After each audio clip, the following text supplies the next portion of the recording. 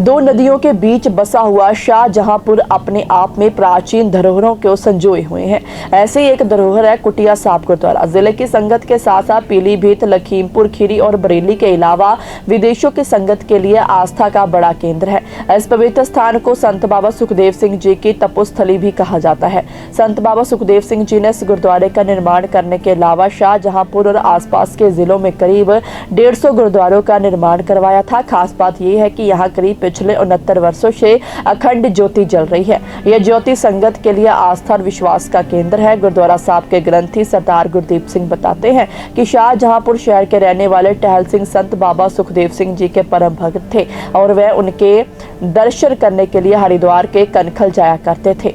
टहल सिंह ने संत बाबा सुखदेव सिंह को शाहजहांपुर में आकर सिख धर्म का प्रचार करने का आग्रह किया। इसके बाद संत बाबा सुखदेव सिंह 1955 में शाहजहांपुर आए। संत बाबा सुखदेव सिंह ने शाहजहांपुर आने के बाद लालपुर क्षेत्र के एक बाग में कुटिया बनाई थी।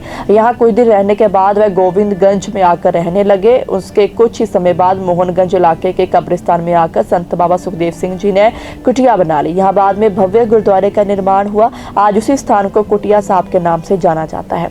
24 घंटे चलता है गुरु का लंगर। जी हाँ, शाहजहांपुर का कुटिया साहिब गुरुद्वारा आसपास के जिलों की संगत के अलावा विदेशों की संगत के लिए आस्था का केंद्र है।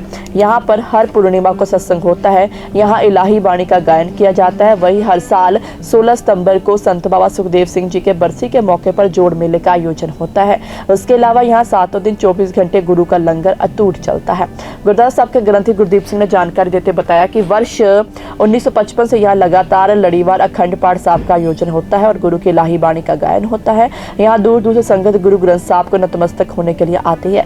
उसके बाद गुरु ग्रंथ साहब जी हजूरी में ही रखी हुई पवित्र अखंड ज्योति जो कि 1955 से लगातार जल रही है। संगत यहाँ ज्योति के दर्शन के बाद संगत नतमस्तक होते हैं। अखंड ज्योति के प्रति संगत का टूट विश्वास है। संगत ज्योति से घी को निकालकर अपने शरीर के हिस्सों पर लगाते हैं। संगत की आस्था है कि ऐसा करने से उनके दुख दर्द दूर होते हैं। संत बाबा सुखदेव सिंह जी ने साल 1983 में बंडा क्षेत्र के गुरुद्वारा नानकपुरी साहब में शरीर त्याग दिया और सचखंड वासी हो गए। नानकपुरी गुरुद्वारा साहब में संत बाबा सुखदेव सिंह जी का समाधि स्थल भी है। यहाँ लोग आज भी जाकर नमन करते हैं। संत बाबा सुखदेव सिंह जी की खड़ाओं और बर्तन आज भी कुटिया साहिब गुरुद्वारे में मौजूद है। यहाँ ये बर्तन है जिसमें बाबा जी अपना भोजन तैयार किया करते थे। ये जो स्थान है ये निर्मले संत हुए संत बाबा सुखदेव सिंह जी महापुरख, उन्होंने इस स्थान की नींव पत्थर रखा था। सन 1955-56 के आसपास इस पावन स्थान के नींव पत्थर रखे गए और महापुरुषों के समय से ही यहाँ पे श्री अखंड पाठ साहिब तान श्री गुरु ग्रंथ साहब महाराज जी की पावन लड़ी जो है चल रही है 1955-56 से ही। और उसी लड़ी को ही मुख रख के अखंड ज्योत जो है वो साथ में चल रही है यहाँ।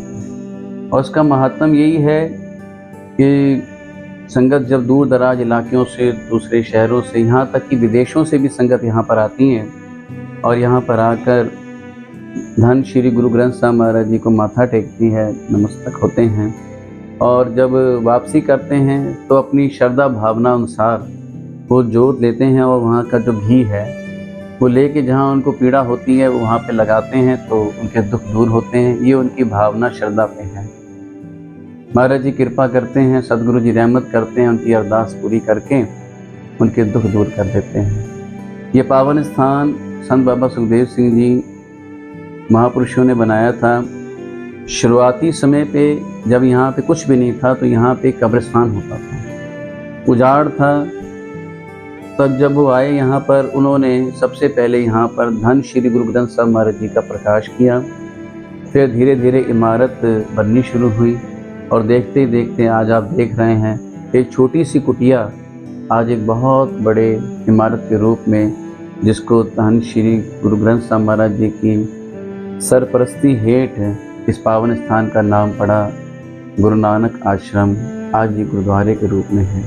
दूर दराज से संगतें आके अपनी मनोकामना भावना पूर्ण करती हैं।